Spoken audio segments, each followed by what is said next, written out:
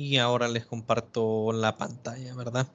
Ok, entonces nos habíamos quedado exactamente aquí. Ok, habíamos visto que para encontrar la diferencia de presión entre dos puntos cualesquiera, ¿verdad? En un fluido, yo tenía esta expresión, P2 menos P1 es igual a menos la densidad del fluido, porque no necesariamente va a ser agua, ¿verdad? Por Y2 menos Y1. Y luego discutimos, ok, es cierto, pero eh, nosotros esas Y se miden desde el fondo, en este caso del recipiente, ¿verdad? Hasta el punto, ¿verdad? Se mide hacia arriba, pero esa no es una medición tan buena para nosotros, ¿verdad? Porque en algunos casos, ¿verdad? Se nos hace más fácil medir qué tan profundo, ¿ok? O sea, desde la superficie del fluido hacia abajo está. Entonces se cambia un poco la referencia, ¿verdad? Se pone Y igual a 0 en la superficie del fluido, se llama esta P2, a esta P2 le llamo yo que está a una altura H, ¿verdad? O bueno, a una profundidad H, y luego esta misma expresión se vuelve P, o sea, la presión en cualquier punto del fluido es igual a la presión atmosférica más ρ G H, ¿verdad? Y tiene sentido, ¿verdad? Lo que estamos diciendo es, ok, si yo estoy debajo de un fluido, ¿verdad? Digamos acá, ¿cuál va a ser la presión, toda la presión que hay en un punto dentro del fluido, ¿verdad? Digamos por acá. Bueno, va a ser la presión debido al aire, ¿verdad? Más la presión debido a esta porción de fluido que tiene encima. Correcto. Entonces, eso es lo que tenemos acá. La presión total es igual a la presión debido al aire, o sea, la presión atmosférica, más la presión debido al fluido, ¿verdad? Sería densidad de fluido por la gravedad, que tiene que ver con el ρ por G, es un término que tiene que ver con el peso del fluido, por H, ¿verdad? Que sería la profundidad en este caso a la cual está el fluido. Eso fue lo último que nosotros vimos ayer. Y esta es la ecuación que más vamos a utilizar. Pero bueno, hay ahí en la sección 12.2 también otro fenómeno, ¿verdad? En este caso el fenómeno se llama la ley de Pascal. La ley de Pascal nos dice que la presión aplicada a un fluido encerrado, ¿verdad? Entonces cuando yo digo un fluido encerrado, ustedes pueden imaginarse un sistema, eh, bueno, como el que tengo acá, ¿verdad? Un sistema como una tubería o, con un pistón o qué sé yo, pero el fluido está, o sea, está encerrado, no está abierto al aire libre, ¿verdad? Entonces el fluido está encerrado. Entonces, la presión aplicada al fluido se va a transmitir sin disminución a todas las partes del fluido. ¿Qué es lo que estoy diciendo yo? Yo tengo este sistema, ¿ok? Y yo tengo un pistón. Si este pistón yo lo aplico una fuerza F sobre el pistón, el fluido tenía cierto grado de presión, ¿verdad? Pero ahora, debido a la fuerza que yo estoy aplicando, entonces va a haber una presión P, ¿verdad? Donde P es igual a fuerza, ¿ok? La fuerza aplicada sobre el área, que sería el área del pistón. Entonces, esa presión que nosotros estamos aplicando extra, ¿verdad? Se va a trasladar a todos los puntos del fluido, ¿verdad? Entonces, por ejemplo, si antes aquí teníamos un valor P1, ahora va a ser P1 más la presión que nosotros le estamos haciendo aquí, desde acá, ¿verdad? Al fluido. Y se traslada sin pérdida, ¿verdad? O sea, esa misma presión P se le va a sumar a todos los puntos dentro del fluido. Bueno, pero en general, eso es el principio de Pascal, ¿verdad? Si nosotros tenemos un fluido encerrado, entonces si yo le aplico una fuerza a un lado, esa fuerza se va a trasladar a todos los otros lados del fluido. Pero más que eso, hay una aplicación, ¿okay? De la ley de Pascal, y esa aplicación tiene que ver con, le dicen elevadores hidráulicos o sistemas así, digamos, con pistones o con émbolos, como este de acá, ¿verdad? Entonces, por ejemplo, aquí lo que se tiene es un tipo de elevador hidráulico, ¿verdad? Así se le llama, en el cual yo tengo un pistón, o bueno, a cada lado, ¿verdad? Si se fijan, el primer pistón es pequeño, ¿ok? Entonces, digamos, venimos nosotros y aplicamos una fuerza F1, acá, ¿verdad? Entonces esa fuerza F1 va a causar una presión acá, ¿ok? Va a causar una presión Y yo sé que esa fuerza F1 va a ser presión por área, o sea, presión P, esta fuerza va a causar una presión P por un área A1, ¿ok? Entonces esa presión se traslada a todos los puntos del fluido, incluido al otro lado, ¿ok? La fuerza que nosotros estamos aplicando acá se va a trasladar a todos los puntos del fluido, incluso al otro lado. Y como el otro lado, muchachos, está a la misma altura del pistón, entonces yo puedo saber, como es el mismo fluido, que la presión acá es la misma que la presión acá. La presión que estamos causando con esta fuerza va a ser la misma que la presión que aparece al otro lado. Pero, ¿qué sucede? ¿Qué sucede? Perdón. Esta fuerza que se está aplicando sobre un área pequeña. Entonces, esta genera una presión. Al otro lado, tenemos la misma presión, pero se está distribuyendo en un área más grande, porque el pistón de la derecha es más grande. Entonces, a raíz de eso, va a aparecer una fuerza, ¿ok? Va a aparecer una fuerza que va a ser equivalente ¿a quién? A la presión, que tiene que ser la misma, ¿verdad? Porque por el principio de Pascal, esa presión que nosotros agregamos acá va a ser la misma presión que va a aparecer al otro lado del pistón. Además, están a la misma altura, ¿verdad? Multiplicada por el área sobre la cual está actuando, ¿verdad? Entonces, básicamente, lo que nosotros tenemos es lo siguiente, ¿verdad? Yo sé que a ambos lados la presión tiene que ser la misma, ¿verdad? Entonces yo sé que P tiene que ser igual a P. Pero a un lado, P yo la puedo reescribir como fuerza 1 sobre área 1, ¿ok? Y al otro lado yo la puedo reescribir como una fuerza 2, que esto es igual a F2. ¿Había una consulta?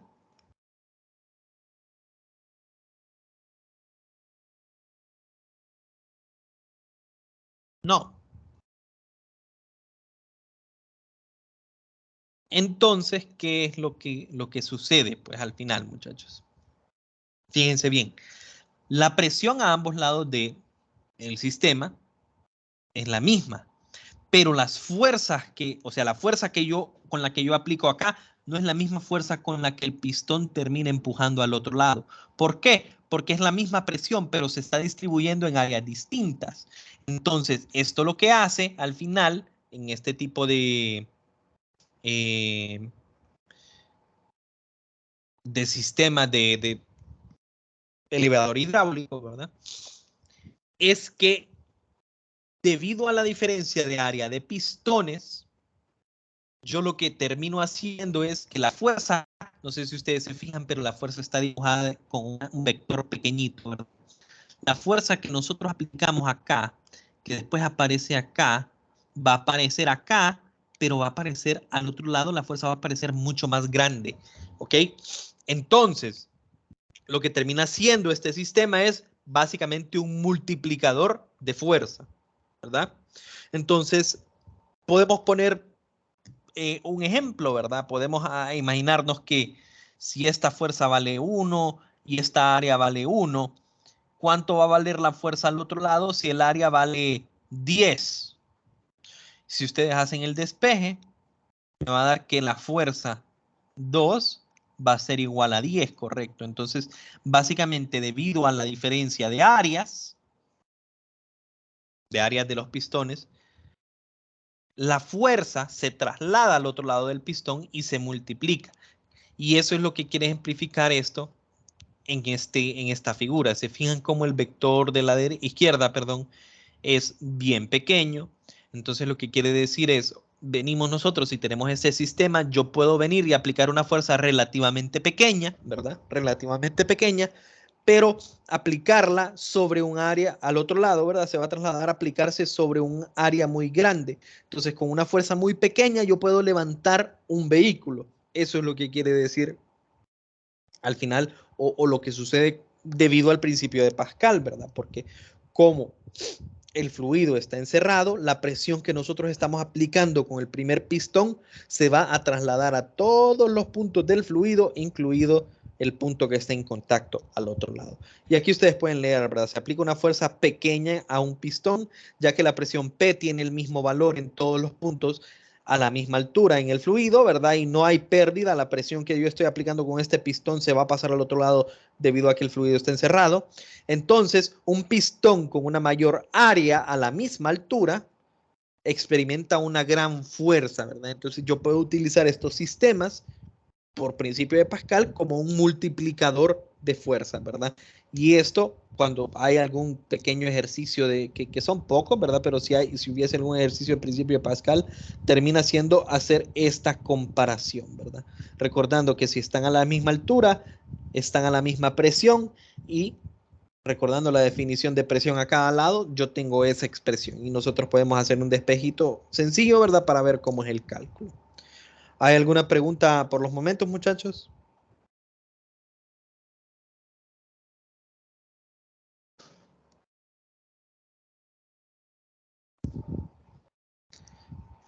Ok. Si no hay consultas, entonces sigamos, ¿verdad? Lo que sigue son una serie de términos. Es más, voy a venir y voy a abrir lo que es el libro solo para que ustedes puedan observar.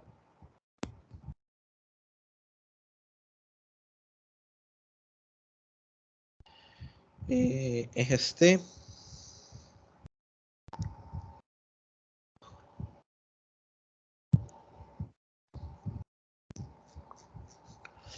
Aquí, ¿verdad? Después de hacer este pequeño paréntesis, ¿verdad? De la ley de Pascal, a donde aquí ellos muestran que la ley de Pascal básicamente es un multiplicador de fuerza, ¿verdad? Ustedes le pueden dar una lectura más profunda. Empieza a hablar sobre presión absoluta, presión manométrica, habla sobre medidores de presión. Esto no es necesario que ustedes lo lean, pero si quieren leer acerca de cómo se mide, cómo funcionan los aparatos de medición de presión, lo pueden hacer, pero sí es importante este pedacito de presión absoluta y presión manométrica. ¿Por qué? Porque el libro va a venir y me va a decir a mí en algún ejercicio, la presión manométrica tal cosa, la presión atmosférica tal cosa, la presión absoluta esto. Entonces ustedes tienen que saber identificar qué es lo que me está diciendo el ejercicio. Entonces, en general, presión manométrica dice como definición es cualquier exceso de presión por encima de la presión atmosférica, ¿verdad? Por encima de la presión atmosférica. Entonces, por ejemplo, si yo tengo un lugar que está a 2 atmósferas, entonces la presión atmosférica, perdón, la presión manométrica sería igual a una atmósfera, ¿verdad? Ya que sabemos que una atmósfera es la presión atmosférica, ¿verdad? Y entonces, de ahí podemos hacer el cálculo. ¿Cuánto es lo que sobra? Una atmósfera. Si yo tuviese 10 atmósferas de presión en algún lado, entonces estoy diciendo yo que la presión atmosférica es 9 atmósferas, ¿verdad? Porque la presión atmosférica es una atmósfera, ¿verdad? Entonces, lo que está por encima de la presión atmosférica son 9, ¿verdad? A eso se refiere con presión manométrica. Y presión absoluta es la suma, dice, de la presión atmosférica más la manométrica. Entonces aquí nosotros podemos ver, ok, ¿qué es lo que pasa cuando yo tengo esta fórmula? Esta fórmula me dice a mí directamente, o aquí tenemos directamente,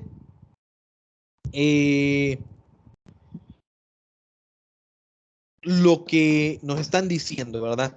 Entonces fíjense bien, nosotros sabemos que de aquí, de la definición, la presión P, que le voy a llamar presión absoluta, es igual a presión atmosférica más manométrica. Y de la fórmula que nosotros encontramos, tenemos que P, la presión, a eso, a la P que aparece al lado izquierda de la ecuación, le vamos a llamar presión absoluta, es igual a P sub 0, esta ya sabemos que es la presión atmosférica, más ρ por G por H, que a esto le vamos a llamar presión manométrica, ¿verdad? ¿Ok? Manométrica. Entonces, la presión manométrica es Rho por G por H. Es el excedente por encima de la presión atmosférica. Cuando nosotros nos metemos en un fluido, ¿verdad? Entonces, esta presión va a ser la presión atmosférica más un excedente, que ese excedente es la presión que nos está haciendo específicamente el fluido. Entonces, a esa se le va a llamar presión manométrica. Esto simplemente quiero que lo tengan en cuenta porque entonces hay ejercicios que me van a decir a mí, la presión absoluta en un punto es tanto. Entonces, cuando ustedes dicen la presión absoluta, ya saben que están hablando de este de acá. En otros ejercicios me van a decir, si en un punto la presión manométrica es igual a tanto, entonces yo sé que estamos hablando de esto. O en otras palabras, ¿verdad? Como lo pongo acá, para que lo miren de otra forma.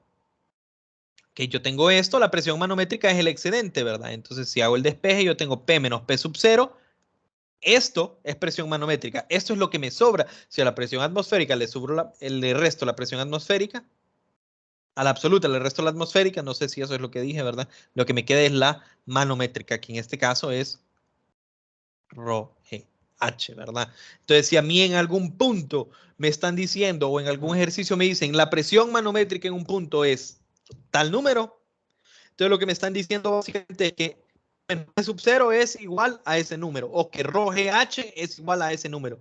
Y a partir de eso nosotros despejamos para lo que sea que ocupemos, ¿verdad? Si nosotros no sabemos qué tan profundo está el objeto, podemos sacar la profundidad a partir de la presión manométrica. Si yo no sé cuál es la presión absoluta, yo puedo sacar cuál es la presión absoluta a partir de la presión manométrica, ¿verdad? Y eso depende del ejercicio, ¿verdad? Y eso simplemente es la terminología, ¿verdad? Que se utiliza entre presión, cuando dicen presión, sola la palabra, tomémosla como que es absoluta. Presión, presión absoluta, presión atmosférica y presión manométrica. Esos son los términos que vamos a utilizar.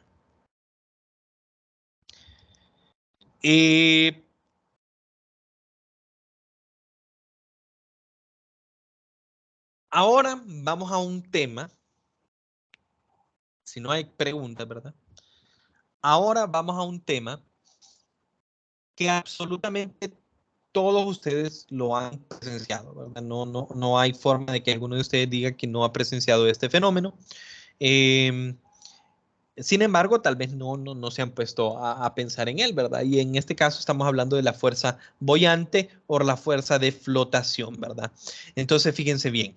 Digamos que yo tengo un recipiente, ¿verdad? Y ese recipiente vengo yo y lo lleno con Coca-Cola. Vamos a ponerlo un poquito más abajo. Por acá. Por acá para que vaya con la línea de... Yo lleno ese recipiente de Coca-Cola, digamos. ¿Verdad? Y yo sé que llega hasta aquí. Entonces, si yo vengo y a ese recipiente con Coca-Cola le pongo un cubo de hielo, asumamos que el cubo de hielo tiene este tamaño, ¿verdad? Más o menos. Le introduzco un cubo de hielo.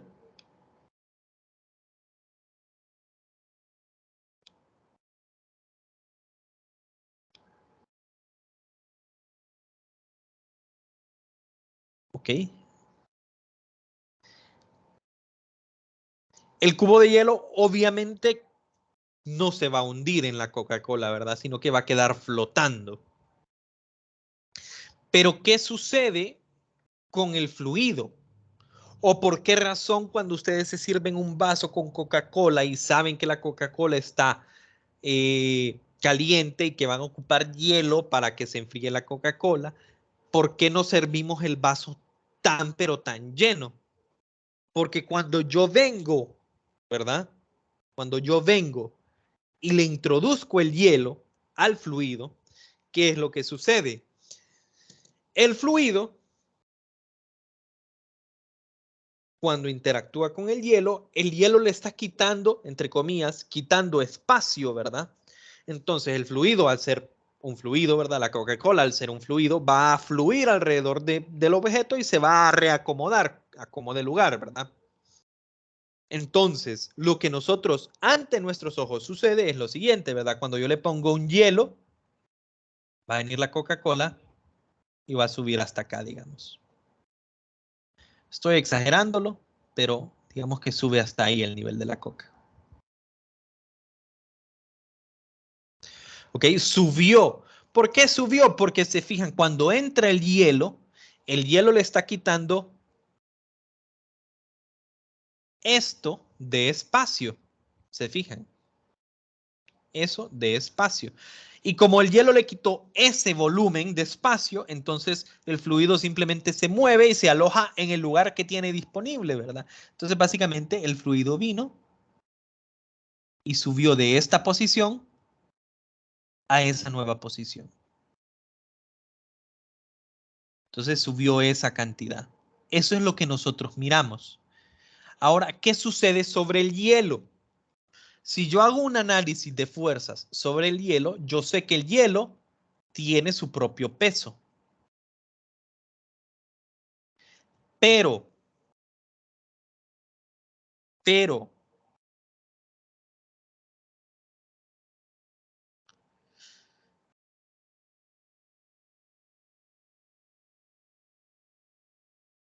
el hielo no se está moviendo, ¿verdad? El hielo está flotando y está estático. Entonces, si el hielo está estático, al estar ahí adentro de ese fluido, ¿qué tiene que haber para que el hielo esté estático? Una fuerza, ¿verdad? Y esa fuerza es una fuerza que va a ir, en este caso, hacia arriba. Y a esa le llamamos FB o fuerza boyante o fuerza de flotación, ¿verdad? Entonces, esa fuerza de flotación es la que mantiene al objeto en esa posición, ¿ok? Y bueno, al final, esta cantidad de volumen, ¿ok? Esto de acá, ese volumen, que le vamos a decir de fluido desplazado, así le llamamos, ¿verdad? ¿Por qué fluido desplazado? Porque el fluido originalmente estaba aquí, pero se desplazó hacia arriba, ¿verdad? Entonces ese volumen de fluido desplazado va a ser igual a la cantidad de volumen del hielo que se sumergió, ¿verdad? O sea, la cantidad de volumen del hielo que le quitó espacio, ¿verdad? Entonces yo diría volumen y le llamo del objeto sumergido, ¿ok? No sé si se entiende esto, ¿verdad? O sea, si vengo yo y pongo un bloque, meto un bloque de 1 centímetro cúbico en una bañera y el bloque de 1 centímetro cúbico entra completamente a la bañera, entonces, si la bañera tiene un líquido, ¿verdad? Un fluido, al final ese fluido va a desplazarse, ¿verdad? ¿Y cuánto se va a desplazar? Pues la misma cantidad de volumen que le está quitando el sólido que le estoy metiendo yo, ¿verdad? En este caso, 1 centímetro cúbico. ¿Y por qué digo yo que ustedes todos han presenciado esto? Porque si alguno de ustedes ha simplemente entrado a una piscina y se ha relajado, usted se acuesta y usted queda flotando en el agua, ¿verdad? ¿Y por qué estoy flotando? Digo yo, si yo tengo un peso que va hacia abajo, bueno, estoy flotando porque el líquido, el agua, me está ejerciendo una fuerza a mí hacia arriba. Y esa fuerza es la fuerza de flotación. Si vengo yo y agarro una pelota de playa, por ejemplo, y yo esa pelota de playa estoy jugando ahí en la piscina y yo digo, no, yo voy a hacer que esta pelota de playa entre adentro del agua, ¿verdad? La quiero sumergir, yo quiero hundirla, ¿verdad? La pelota de playa la quiero hundir abajo del agua de la piscina. No se nos va a hacer una tarea sencilla, ¿verdad? De hecho, cuando yo le estoy empujando, ella dice a salir disparada hacia arriba. ¿Por qué? Porque cuando empieza a hundirse la pelota de playa, empieza a aparecer una fuerza hacia arriba que el fluido le está haciendo debido a presiones, etcétera, etcétera, pero es una fuerza de flotación, ¿verdad? Y la pregunta es, bueno, ¿a qué equivale esa fuerza de flotación? Entonces ahí es a donde viene lo que se llama el principio de Arquímedes, se supone, ¿verdad? Según dice la historia, que el principio de Arquímedes viene de un concurso que había en ese, no sé si eso lo dicen en este libro o lo dicen en otro libro, pero me busco, tal vez aquí sale la corona. No sale la corona, pero sale una estatua de oro sólido, que es similar a lo que yo quería. Se supone que tenían que determinar, ¿verdad? Si una corona era de oro o no. Entonces, en eso, Arquímedes, cuando se supone que cuando se iba a bañar o qué sé yo, había una bañera, lo que sea, o por lo menos así es como cuentan la historia, ¿verdad? Yo no sé si es cierto o no, no la he investigado, yo solo la digo por decir la verdad. Cuando él se metió, él logró ver eso, ¿verdad? Que al él entrar a la bañera, se desplazaba el fluido y él logró saber logró, intuyó, ¿verdad? Que la cantidad de fluido que se estaba desplazando es la misma cantidad del volumen que se está sumergiendo, ¿verdad? Y entonces al final, a partir de algunos cálculos, ¿verdad? Con ese volumen de fluido que se desplaza, se puede venir y, digamos, determinar la densidad del objeto que está sumergiéndose. Entonces, ahora, ¿qué sucede? La densidad es una propiedad de la sustancia. Entonces, en ese caso, cuando él tuvo esa gran idea y vio eso, entonces dijo, bueno, si yo no puedo, ¿ok? ¿Cómo mido la densidad yo de una corona? ¿Verdad? La corona tiene una forma rara, ¿verdad? ¿Cómo mido la densidad? No es como venir y agarrar un cilindro y digo yo, bueno, voy a medir cuánto es el radio, voy a medir cuánto es la altura, área de la base por la altura y eso es el volumen. Entonces no podía hacer eso yo con una corona, que es una forma altamente irregular. Entonces, ¿cómo podemos determinar nosotros el volumen de esa corona? Bueno, vengo yo, meto digamos, agarro una paila, esa paila la dejo llenísima de agua, meto toda la corona a la paila, y entonces el agua se va a derramar, ¿verdad? Y la cantidad de agua que se derrama, el volumen de agua que se derrama es el mismo volumen de la corona. Y a partir de ahí y otros calculitos por ahí, entonces se determinó, o se supone que él determinó cuál es la densidad de la corona, ¿verdad? Entonces, lo que dice el principio de Arquímedes es, si un cuerpo está, ojo, parcial o totalmente sumergido en el fluido, ¿verdad? Para que un objeto flote, como el pedazo de hielo que yo dibujé ahí, el hielo no tiene que estar sumergido del todo en el agua o en el fluido, en la coca en este caso. El hielo simplemente va a quedar bueno, de hecho el hielo queda más o menos a la mitad sumergido, digamos, en un refresco. Entonces, si un cuerpo está parcial o totalmente sumergido en un fluido, el fluido ejerce una fuerza hacia arriba, siempre una fuerza hacia arriba sobre el cuerpo, igual al peso del fluido desplazado. Entonces lo que me están diciendo a mí es, ok, cuando yo meto un cuerpo en el agua, sobre el cuerpo va a aparecer una fuerza FB que va a ser igual a ¿quién? Al volumen del fluido que se desplaza, ok. Bueno, en realidad no al volumen, a la masa del fluido que se desplaza por la gravedad. El peso es masa por gravedad, peso del fluido desplazado. Pero es un poquito difícil, digamos, si yo tengo ese experimento que yo les estoy diciendo con el hielo y la coca, ¿cómo mido yo la masa de fluido que se desplazó simplemente viendo cuánto es lo que subió la coca?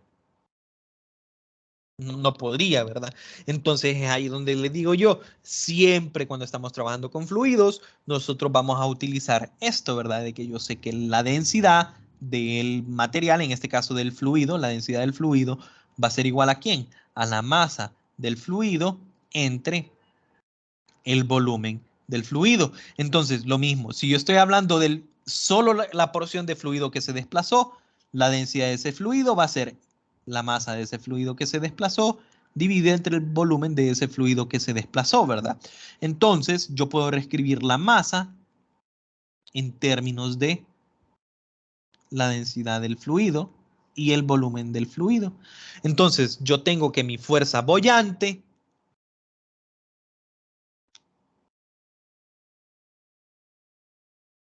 va a ser igual a la densidad del fluido, ¿ok? Ojo, la densidad del fluido.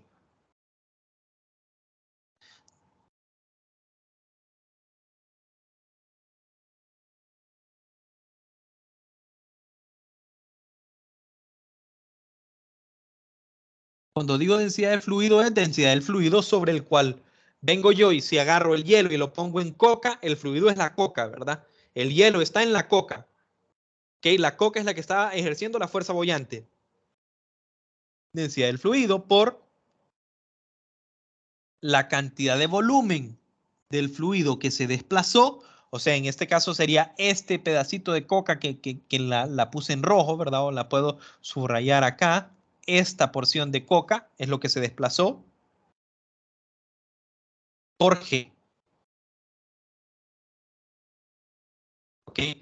Y aquí ustedes pueden quedarse con esta, si quieren. Pero no es muy común verlo desde el punto de vista de, yo voy a ver cuánto fluido se desplazó.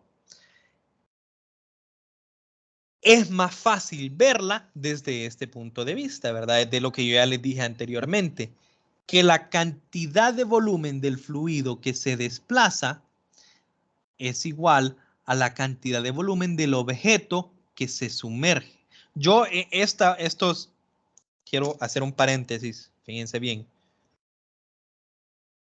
El libro viene y nos dice, el principio de Arquímedes es, si un cuerpo está parcial o totalmente sumergido en el fluido, este ejerce una fuerza hacia arriba sobre el cuerpo igual al peso del fluido desplazado. Y fíjense bien a dónde aparecen el desarrollo de fórmulas, no hay nada, ¿verdad?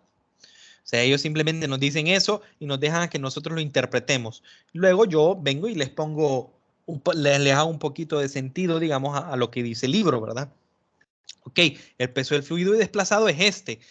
Reescribo la masa del fluido desplazado de esta forma, pero para nosotros es más fácil ver cuánto se está sumergiendo el objeto, el sólido que estoy poniendo yo encima del fluido, cuánto se está sumergiendo, ¿verdad?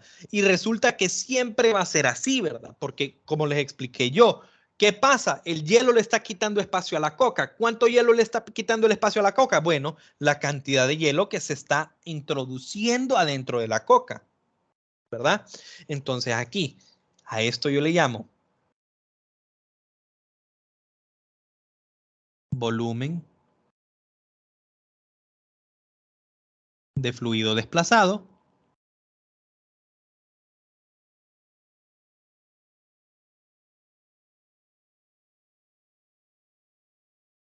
Cuando digo espacio, es volumen, ¿verdad? Es lo mismo, espacio, volumen. Y este es el volumen del objeto sumergido. ¿Ok? Boleto del objeto sumergido. Entonces, siempre, ¿verdad? Siempre la cantidad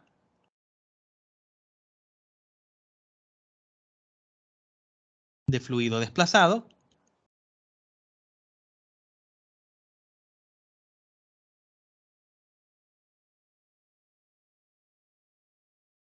es igual al volumen del objeto. Mejor lo voy a poner en otras palabras. Al volumen sumergido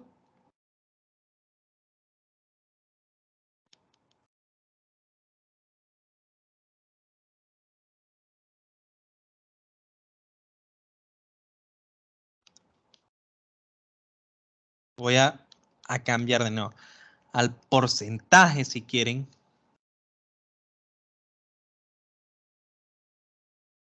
de volumen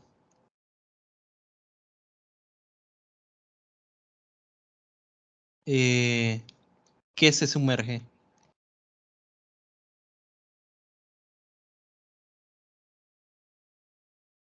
en el fluido. Y es de lógica, ¿verdad? Vengo yo y estoy diciéndole, voy a meter una piedra en el agua, entonces la piedra le está quitando espacio al agua, desde luego, ¿verdad? Y como el fluido, en este caso el agua, que estoy usando de ejemplo, ¿verdad? El fluido, pues fluye, le abre paso, ¿verdad? Le abre paso a la piedra, entonces la piedra entra, pero el agua se reacomoda y ante nuestros ojos, ok, subió el nivel del agua. Eso lo pueden, si cualquiera de ustedes ha estado en una tina, ¿verdad? En una bañera, digamos, si han ido de vacaciones, qué sé yo, a algún hotel y ese hotel tiene bañera, ¿verdad? Y vienen ustedes y dicen, ah, me voy a relajar. Ustedes ponen el agua y cuando ya se meten y salen el chapuzón, sube el nivel del agua, ¿verdad? ¿Por qué? Porque ustedes están entrando al agua y le están quitando volumen, bueno, espacio al agua. Entonces el agua busca a dónde agarro, ¿verdad? Y de nuevo, el mismo ejemplo, ¿verdad? Si ustedes tienen un balde con agua o lo que sea, y a ese balde le van a poner más cosas, ¿verdad? O le van a meter algunas eh, como en el ejemplo de, digamos, en vez del balde, el ejemplo de la coca, ¿verdad? Si yo agarro un vaso con coca, la coca está caliente, le voy a poner hielo, yo no pongo la coca muy al ras del vaso, ¿verdad? Por mucha sed que tenga, muchas ganas de coca que tenga, yo pues voy a dejarlo un poquito más bajo para que cuando yo le ponga el hielo y suba el fluido, no derrame el vaso, ¿verdad? ¿Por qué? Porque cuando entre el hielo le quita espacio al fluido y entonces el fluido busca dónde agarrar y sube. ¿Ok? Entonces esto siempre va a pasar así. Ojo, no significa que si el hielo o si el objeto tiene un volumen de tanto, que el volumen del objeto es igual al volumen del fluido desplazado. Depende del porcentaje, ¿verdad? Por eso le cambié, por eso estaba dudando cómo lo escribía. Depende del porcentaje del objeto que se está sumergiendo, ¿verdad? En el fluido, ¿verdad? O sea, si yo tengo un hielo, pero solo la mitad del hielo está quedando debajo del agua, solo le está quitando o sea, esa cantidad de volumen, ¿verdad? O sea, aquí tengo la coca. Bueno, primero voy a dibujar el hielo. Aquí tengo el hielo. Y aquí tengo la coca. ¿Ok? La única, el único espacio, ¿verdad? Que le está robando el hielo al fluido es esto, porque esto se está metiendo en la región, digamos, del fluido. Entonces, a esto es a lo que yo le llamo volumen del objeto sumergido. Yo le pongo esas siglas, ¿verdad? Yo, en realidad son inventadas, pero es para que ustedes tengan un poco más de contexto. Y con esto, ¿verdad? Ustedes pueden reescribir esa fórmula para la fuerza boyante. Ok, la voy a poner en rojo, que la fuerza boyante es igual a la densidad del fluido por el volumen o la cantidad de volumen, el porcentaje de volumen del objeto que está sumergido por G. Y esto es fuerza boyante. Voy a poner esta porque esta es la que más vamos a usar, pero ustedes pueden usar esta o pueden usar cualquier otra, ¿verdad? Y eso es la fuerza boyante, ¿verdad? O sea, con esto básicamente, o un poquito, ¿verdad? No es que con eso se resuelven los ejercicios, sino que eso lo tienen que usar en medio de los ejercicios para resolverlos. Entonces, luego yo siempre, ya solo nos quedan 9 minutos, pero bueno, siempre hago un poquito de énfasis en, ok, ¿cómo sé yo si un cuerpo se sumerge o si un cuerpo, o sea, si un cuerpo se va a hundir completamente? Porque claro, no es lo mismo que yo agarre una pelota de playa y la tire a la piscina a que yo agarre una turunca y la tire a la piscina, ¿verdad? ¿Qué le va a pasar a la piedra? Se va a hundir. ¿Qué le va a pasar a la pelota de playa? Va a quedar flotando ahí encima. La pregunta es ¿por qué? Bueno, el por qué viene del punto de que nosotros tenemos que estudiar, ¿ok? Estudiar cómo se comporta quién, la fuerza neta en Y. Y esto es lo que nos va a importar cuando nosotros resolvemos ejercicios de flotación. Escuchen, ¿vieron cuántas veces le di yo el círculo a la fuerza neta en Y? Porque yo he visto, ¿verdad? Como docente, como cuando llegan a ejercicios de flotación, miran los datos y directamente quieren agarrar esto y resolver con esto y con eso nada más. Pero lo que tenemos que recordar es, si un objeto está flotando, muchachos, está en reposo. Y si un objeto está en reposo, ¿cómo es la fuerza neta en Y, digamos en este caso, sobre el objeto? Cero. Entonces, a partir de ese concepto, empiezo a resolver yo. Después ahí miro cuáles son las fuerzas que están actuando sobre mi objeto y una de ellas va a ser la fuerza boyante y la fuerza boyante va a ser igual a esto. Pero no significa que los ejercicios de flotación yo lo vengo y me agarro la fórmula de fuerza boyante y ahí lo voy a resolver. Siempre va a ser necesario que nosotros miremos cómo es el caso de la fuerza boyante. Entonces, bueno, aquí simplemente lo que hago es lo siguiente, ¿verdad? Dibujo un objeto, ¿verdad? Una caja, qué sé yo, que está sumergida parcialmente en el agua. Entonces, obviamente, ¿qué fuerzas van a haber sobre la caja? Va a haber una fuerza boyante que va hacia arriba y por eso está positiva.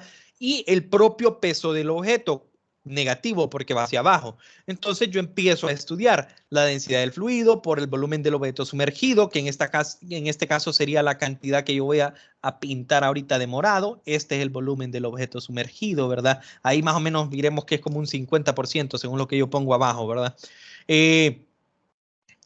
Menos el peso del objeto. El peso del objeto yo sé que es la masa del objeto por la aceleración debido a la gravedad. Pero simplemente, ¿ok? Simplemente porque estamos trabajando con fluidos, a pesar de que el objeto es un sólido, la masa yo la voy a reescribir como densidad por volumen. Entonces, fíjense bien, ¿qué es lo que tengo? Densidad del fluido por volumen del objeto sumergido por G, menos densidad del objeto por volumen del objeto por G. Y si yo aquí, el periodo pasado creo que lo tenía hasta acá. Aquí después asumo, bueno, para este ejemplo, asumamos que la mitad del objeto está sumergido. Que la mitad del objeto está sumergido. Entonces, ¿cómo sé yo si esta caja que está sumergida a la mitad va a permanecer en esa posición o se va a hundir o se va a mover hacia arriba porque todavía no está en el punto de equilibrio? Bueno, en realidad eso depende de quién. Fíjense bien, voy a reescribir la cantidad de volumen del objeto en forma porcentual, ¿verdad? Aquí les estoy diciendo, la cantidad del volumen del objeto que está sumergido es igual a la mitad, el 50%.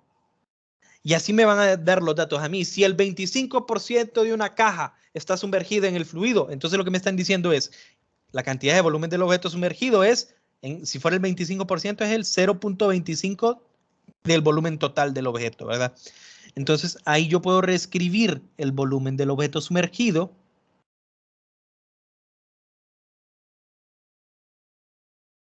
No me está sirviendo ahorita.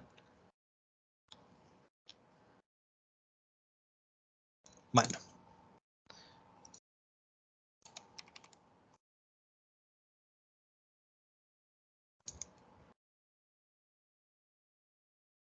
Lo que yo estoy haciendo es reescribiendo esta cantidad. Lo voy a poner en negro porque en negro lo dejé a la izquierda. Esta cantidad de aquí te estoy reescribiendo, ¿verdad? Se fijan, el volumen del objeto sumergido es igual a 0.5 volumen del objeto. Entonces, si yo vengo y agarro esta expresión y la factorizo lo más posible, lo que yo voy a tener es, sí, volumen del objeto por G por 0.5 densidad de fluido menos densidad del objeto es igual a 0. B, bueno, no es igual a 0, sino ahorita solo estoy estudiando cuánto es la fuerza boyante. Entonces, básicamente, ¿de quién va a depender si esta caja, o sea, así como la tengo yo les estoy diciendo, esa caja en ese punto que le estoy analizando está a la mitad, ¿ok?, de cantidad sumergida? ¿De quién va a depender si la caja sale hacia arriba para encontrar un punto de equilibrio o si la caja sigue moviéndose hacia abajo porque es demasiado pesada? En realidad no es pesada, tiene que ver con la densidad. Si la caja va a venir y se va a hundir, ¿de quién va a depender? De esto que está dentro del paréntesis, del análisis de esto de acá. Para esta caja, para este ejercicio, dice 0.5 densidad del fluido menos la densidad del objeto. Esto quiere decir que si el objeto tiene más de la mitad de la densidad del fluido, ¿qué le pasaría a esta caja? Bueno, eso significaría que esto de acá quedaría una cantidad negativa, y si es una cantidad negativa, significaría que hay un movimiento acelerado hacia abajo, o sea que esta caja a ese nivel no se quedaría estática. Si esta densidad fuera más de 0.5 F, ¿verdad? Se movería hacia abajo. Entonces, básicamente, ¿qué es o qué pista les di o de qué depende? Finalmente, ¿verdad? ¿De qué depende si un objeto se va a hundir o va a quedar estable o qué es lo que le va a pasar al objeto? Depende de las densidades. Yo siempre pongo este ejemplo primero porque es poco común explicarlo así, ¿verdad? Yo les estoy diciendo, analizando después, analizando el caso extremo, donde todo el objeto está sumergido. Entonces aquí, ¿cómo se los explico yo? Imagínense que vengo yo y para hacer este experimento yo tengo una paila, ¿verdad?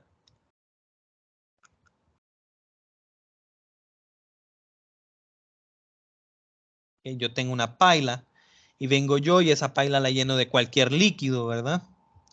Y yo con mi mano vengo e introduzco X objeto, lo introduzco aquí completamente dentro del agua y luego yo lo suelto.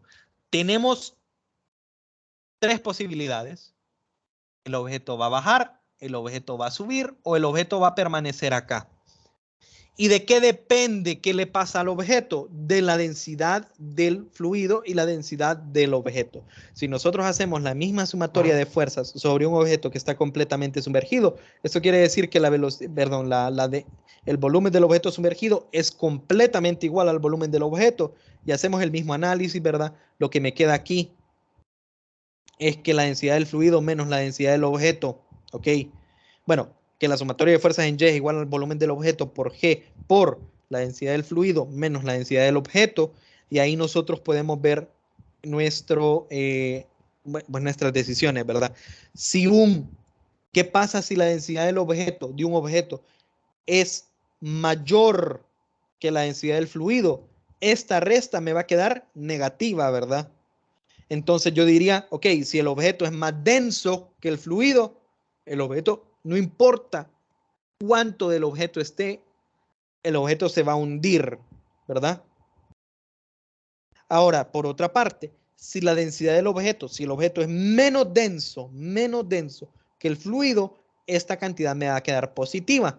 Por lo tanto, lo que yo estoy diciendo es, si ese objeto está sumergido completamente en el agua, el objeto no se va a quedar ahí, sino que va a venir el objeto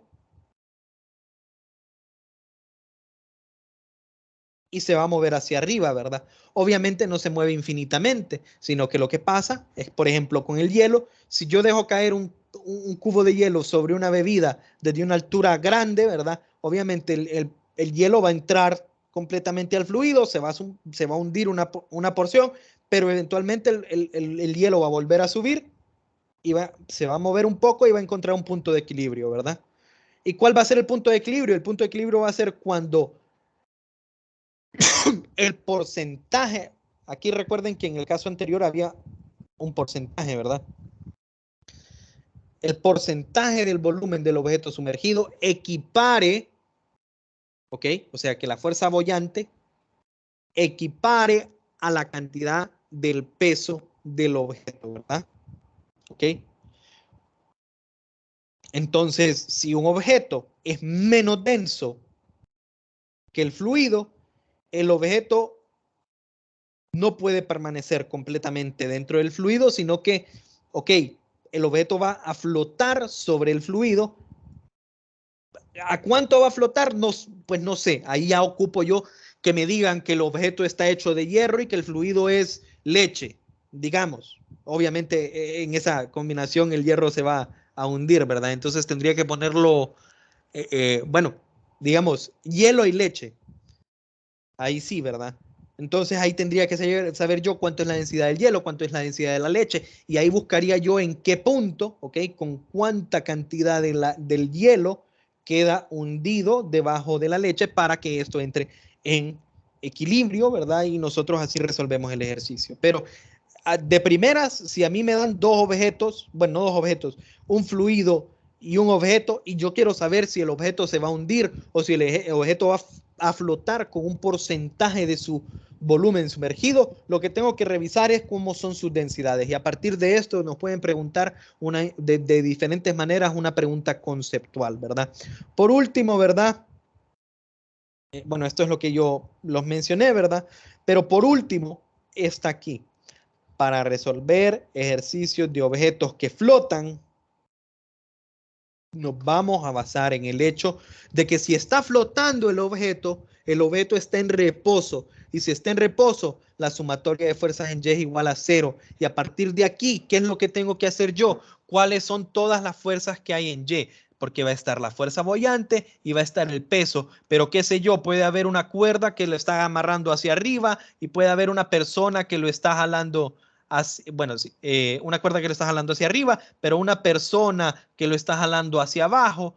Pero si está flotando el objeto, al final esa sumatoria de fuerzas va a ser igual a 0. Y a partir de eso nosotros resolvemos y sabemos que esta fuerza boyante es densidad de fluido, volumen del objeto sumergido por G.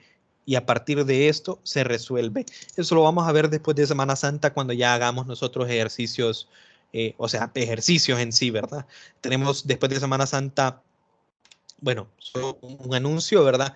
Creo que ustedes ya lo deberían de saber, pero en la cuestión de la universidad, fíjense bien, es Semana Santa y después de este feriado que ya se me olvidó, Día de las Américas es, bueno, no sé, soy malo con las fechas, pero el lunes 18 no hay clase, hay feriado también. El martes 19, después de Semana Santa, esto no es puesto por mí, ¿verdad? Es puesto por coordinación, tienen prueba de control de lectura del capítulo 2, bueno, creo que solo es del capítulo 12, pero ustedes pueden leer en la programación si hay algún otro tema. Igual yo no querría hacer aguafiestas, pero viendo para final de Semana Santa les recordaría los temas, ¿verdad? Entonces se fijan, volvemos el martes después de Semana Santa. Martes y miércoles hay para problemas. Jueves miramos ejercicios. 2 problemas de ejercicios de dinámica y luego la última prueba. Bueno, muchachos, no sé si hay alguna pregunta con la clase del día de hoy. Si no, pues nos quedamos hasta aquí. Nos miramos hasta el martes después de Semana Santa y que disfruten su descanso, ¿verdad?